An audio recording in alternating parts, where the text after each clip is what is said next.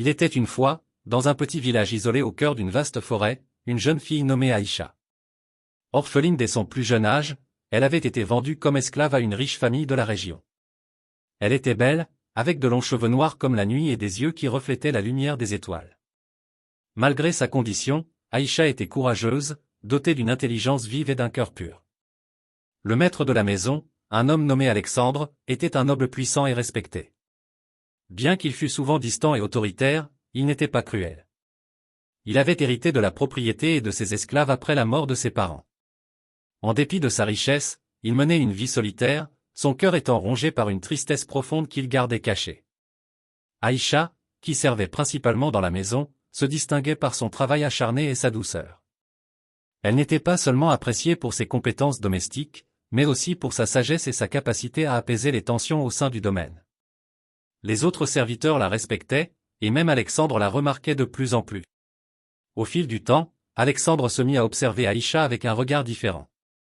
Il était frappé par sa beauté, mais plus encore par son esprit et son caractère. Peu à peu, il commença à se confier à elle, partageant des pensées qu'il n'avait jamais révélées à personne. Il lui parlait de sa solitude, de ses peurs, et de ses espoirs. Aïcha, de son côté, était troublée par ces échanges. Elle avait toujours perçu son maître comme une figure lointaine et inatteignable, mais elle commençait à voir en lui un homme vulnérable, en quête de réconfort et de compréhension. Contre toute attente, un lien se tissa entre eux, un lien basé sur une profonde affection et un respect mutuel. Un jour, Alexandre fit face à une grave crise. Des envieux complotaient contre lui pour lui enlever ses terres et sa fortune. Sentant le danger approcher, il réalisa qu'il avait besoin de quelqu'un à ses côtés en qui il pouvait avoir une confiance totale.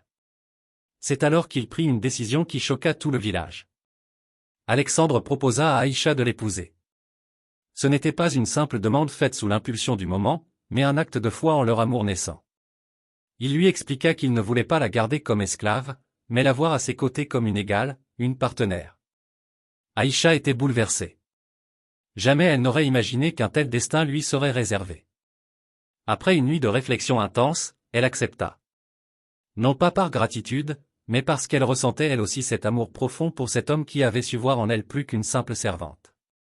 Le mariage fut célébré en toute simplicité, avec quelques proches seulement. Beaucoup dans le village murmuraient, ne comprenant pas ce choix. Mais Alexandre et Aïcha s'en moquaient. Ensemble, ils surmontèrent les complots, renforcèrent leur domaine, et gouvernèrent avec justice et bonté.